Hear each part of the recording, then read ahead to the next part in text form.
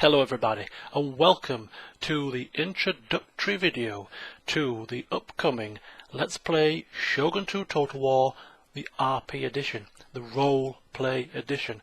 This video is going to highlight and explain what the RP is, what it's all about, the positions available for people to play, and also a few rules and little bits and bats on how you can go about taking part. So first of all then, a brief history of the RP edition itself. How did it come about? Last year, when I was about halfway through the Medieval 2 Total War campaign, I decided that I wanted to spice up the campaign a little bit. I was about 90 parts into it and thought, could do with maybe increasing the interactivity a little bit between myself and the subscribers and the viewers, and also spicing up the campaign in terms of my own enjoyment, creating a bit of a story to the campaign. And the way which I chose to do that was by allowing viewers to roleplay as family members on the campaign map, and that sort of continued for maybe about 2 months. I think it was 2 or 3 months that played out. People played out, family members gave their instructions as to what they wanted their particular family member to do, and that sort of directed the campaign in certain ways, and also increased the enjoyment factor for myself of the campaign, because I was interacting with these people and stories were coming out for these particular characters. We all remember Nicholas Horston's valiant fight at Dijon. We all remember Simon Antwerp, but this was all born out of the RP edition. So that's the first one. The second one was the role play Rome Total War, which was a role play from start to finish, and that was slightly different in the way it worked, in that it was, rather than people playing out family members on the campaign map, we had specific officers that overviewed certain aspects of the campaign. So somebody was responsible for recruiting troops, somebody was responsible for building work, somebody was responsible for agent missions, and again, people created their characters, created stories for their characters, interacted in the forum, created a bit of a story to the campaign. So rather than just being a plain old campaign, me playing it out from start to finish, I had enjoyment. My enjoyment levels increased by the interactivity between viewers with each other, and also me interacting with the viewers as well. So that was a success in my opinion, because we managed to finish the roleplay Rome Total War from start to finish, and it was a roleplay version from all the way through. And the interactivity between the viewers themselves was fairly steady throughout the whole campaign. So here we are, I suppose, version 3. It's going to be now Shogun 2's turn to have a taste of the RP edition, and fingers crossed, I'm hoping that this will be the best RP out of all of them. But that depends on you guys that are watching. You have to, it's going to depend on your interactivity with each other, your level of participation. This is only going to be as successful as the efforts that you put in. So there you go. Okay, so what is this RP all about then? Well, I've just briefly explained in the previous chapter, so to speak. It's about making the campaign that little bit more enjoyable for me and for those that choose to take part. It's about giving the campaign another dimension, in this fact that people have the chance to create themselves a character, interact with other characters as part of the RP, as part of the roleplay, and give an extra spice to the campaign. It's also about allowing me to try different styles of play. As I said in the update video that I did a couple of days ago, if I was to play this LP from start to finish, I would generally get into a sort of a rut where I do the same thing over and over again, because that's my particular style. I don't do a lot of work in the water with navies, as you've probably seen. I'm very defensive, sort of mediocre use of ninjas and agents, and that's generally my style. I usually just sort of sit back, counterattack, sit back. So that's how I play things. But the RP edition allows other people to put forward their strategies, put forward their plans, and then I then transfer that onto the campaign map. So I'm trying new things. I'm doing different things. I'm showing you guys, the viewers, even if you're not taking part of the RP, you will see different ways to play the game. And that is only a good thing in my opinion. As I say, it provides variety, it provides something different. So that is what the RP is about, that's why we're doing it. And the way this RP is going to run, the way this roleplay is going to run, is going to be very, very, very similar to how the Rome roleplay worked. People are not going to be playing family members on this one. People are going to be assigned a certain office, and those officers will overview particular aspects of the campaign map. Now, there's going to be 4 offices available, so 4 people will have the opportunity to start with to shape the campaign as per their ideas, as per their plans, as per their objectives. They will decide how to run their office. But let's not forget, I still have overview of the campaign, and if I don't agree with what they're saying, you know, I still have an input. So the RP or the LP isn't being totally taken over, as is some people's worry. But as I say before on the previous editions, just because you don't have an office doesn't mean that you can't take part in the role play. You know, if we were only role playing with 4 officers and me and a couple of others, it wouldn't be very much fun. Create yourself a character, get over to the forums where we're going to be running this, and create a story for your character. You know, just because you haven't got an office, certain officers may want to appoint advisors to assist them in making decisions. You know, you can assist in that way. More about that when we go through the officers themselves. You might want to create a guild of some sort for other members to join you, and you sort of set objectives and talk about certain things, and maybe even try to influence how the campaign will turn, and maybe putting pressure on officers to address certain issues that you're not happy with. You know, the possibilities are endless, and it's all up to you as to how interactive you get. So certain people will be very creative and come up with ideas that even I hadn't thought of. So that's how the RP is going to run. That's what it's about, and hopefully I look forward to seeing you over there.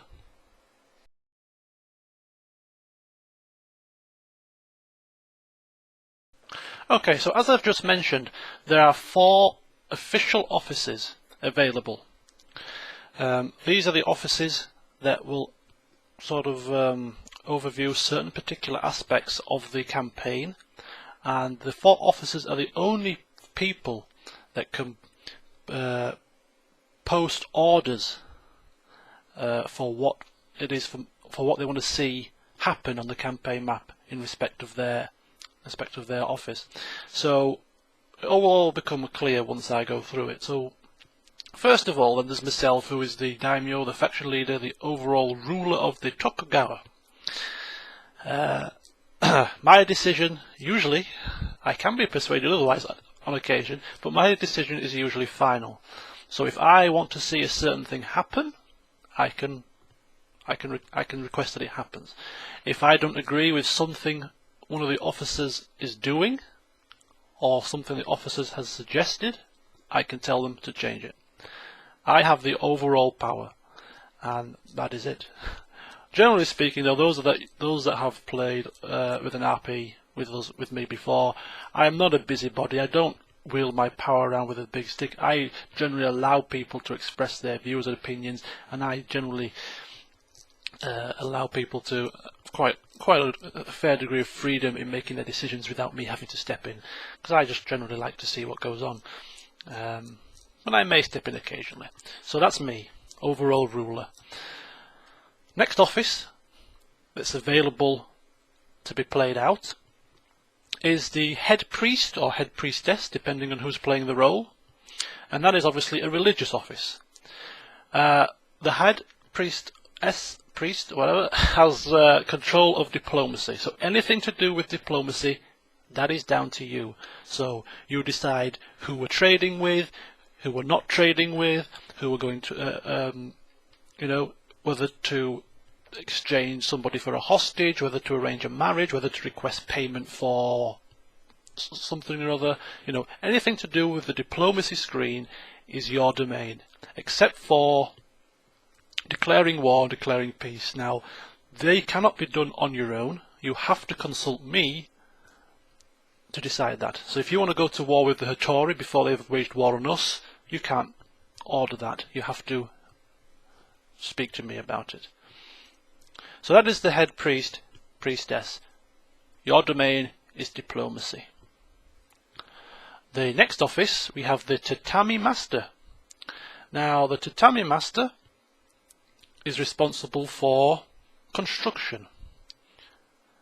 So anything to do with the building queues in the campaign map of all the different settlements, they're your domain. So you decide what buildings go in what settlements, when we build them, etc. Also, you're responsible for the taxes, so whether to negate tax in certain settlements, what the tax level should be across the whole kingdom, or whatever you want to call it, empire, and the treasury. So if we're going bankrupt, I'm going to come knocking on your door, because you're the one that's responsible for building work, taxation, treasury, and also the mastery of the arts. You determine what mastery of the art we are going to be learning at a particular time. So that's your role as the tatami master. The third office available for you to play out is the kensei, or the sword master, and quite naturally you're responsible for recruitment of the army management. So you set the standard makeup for the armies, whether you want it to be a Ashigaru Oni army, whether you want to mix in there some samurai units. You determine what to recruit, what armies are going where. You can also suggest which generals go with which army. So if you want Mochimori to go with a particular army, that's your domain. If you want them to go to a particular area or defend a particular area, that's your domain. Anything to do with the army, with recruitment of troops, that's your domain. And the final office available for you to play out is the Shinobi Elder. And you're responsible for agents. The recruitment of agents, the leveling up of the agents, so which points to put into which particular areas, whether it's assassinations, whether it's overseeing armies, whether it, the general ranking up, the distributing of the points, that's your domain. And also where these agents go and what they do. Anything to do with agents, Metsuke, ninja, geisha, priests, they're all yours.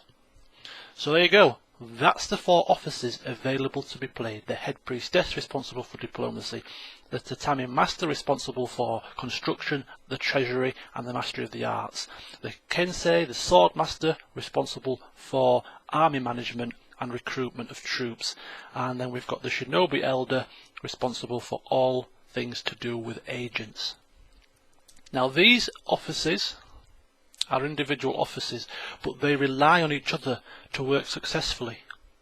The kensei or the sword master can only recruit troops in cities where, if he wants to recruit samurai units, bow samurai for instance, and he's got no bow samurai or whatever buildings required, the buildings required to recruit the bow samurai are not available where he wants them, he'll have to speak to the tatami master.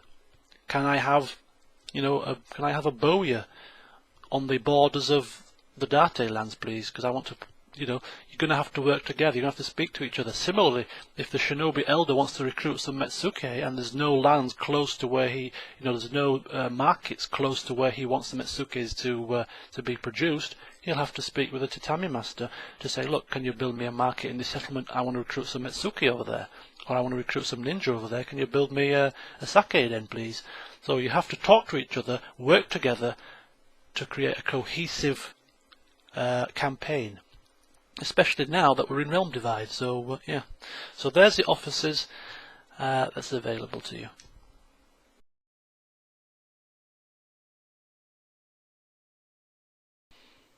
Alright, so here we are. This is the forum where this RP is going to be taking place. To take part in the RP, you have to be a member of the forum to be able to post your offerings. So the description will contain the link for the forum. Don't have to worry about that. It's also at the side of my left-hand side of my YouTube channel homepage. There's a link there to the website, so there's no excuse if you can't find it. It's going to be easily accessible to you. All you need to do is join. A quick 2-minute job to register if you're not already registered, and then once you've done that, you can then take part. So as you scroll down to current Let's Plays, you can see Shogun 2, the Tokugawa campaign, is here. There's also if you go down just underneath that, there's a sub forum for the roleplay edition. You click into there, and this is going to be the home of the Total War Shogun 2 Total War roleplay edition. Now all these red topics are pinned, and all these topics are the important topics. You can create new topics as you so desire. So this is where it's all taking place. So first of all, we have the Daimyo's Hall, which is the officer discussion area. In here, only officers can post. So the Tatami Master, the Shinobi Elder, all these different officers can post in here. If you haven't got an office, unfortunately, you can't post in here. This is the place where the officers will discuss their ideas with each other, start to formulate their plans for the RP. The next one is the official orders topic. This is, excuse me, this is the place where the official orders will take place. Now, I don't have a schedule at the moment for my LPs, but for the Shogun 2 RP, I will fix this to a Wednesday. Every Wednesday, I will update Shogun 2 Total War. Now, as an officer, there are some rules which we will go through when we hit the rules list, but generally speaking, you have to make sure that you have your official orders posted on here by midnight on the Tuesday, which will be generally Wednesday morning. So by sort of 11:59 PM on the Tuesday morning, you should have your official orders for the next set of videos posted in this official orders forum. Because when it comes to Wednesday and I play out the next few parts, I will look to here and I will play out the orders that you have suggested. Alright, next thread down we've got character creation, fairly self-explanatory. Oops, a daisy. Here we go, character creation. This is where you create your character to take part in the RP. So your name, your age, your occupation, your home province, a brief history about your character, and once you've created your character, you can then take part in the RP. Then we've got latest game save. I will be updating after every set of updates. I will be posting a link in this topic here to the game save that I've used, so that you can use that. If you're an officer particularly, you can use that to plan out your official orders for next time. You can use that to aid you to formulate your plans. Similarly, you can, even if you're not an officer, you can use the game save to enable you to create your story as part of the RP. If a particular thing is happening in the campaign in a particular province, you might want to create a bit of a story about that, especially if you live near that province, for instance. Or if you just want to import my save game into your game so you can play it out to see how you would do and could probably do a better job than me, you can do that also. Later in the video I will be providing you with instructions on how to locate the game save folder, because it is a little bit tricky if you don't know how. And the final topic we have here is the rules topic. This is the rules for the RP, and also if you've forgotten what your role is as an officer, it's also got a list of the officers' roles and what's required and what you are in control of. So a quick glance here and you can see what your office is entails. A couple of important rules to note.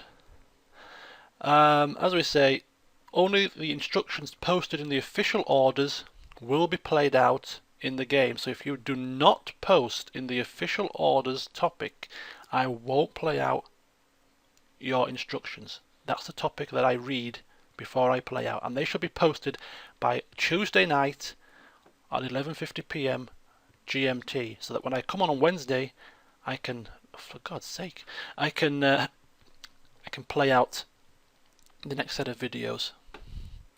Only the office holders can post in the official orders thread, and only the office holders can post in the Daimyo's Hall. Nobody else. But the rest of the forum, you can post away happily. And then there's a couple more things. We've got the fact that if you don't give any orders in the official orders by the time I play out the campaign on the Wednesday, we're swapping and changing colour schemes here, I will make the final decision. If that happens twice in a row, however, then you will be fired, generally speaking.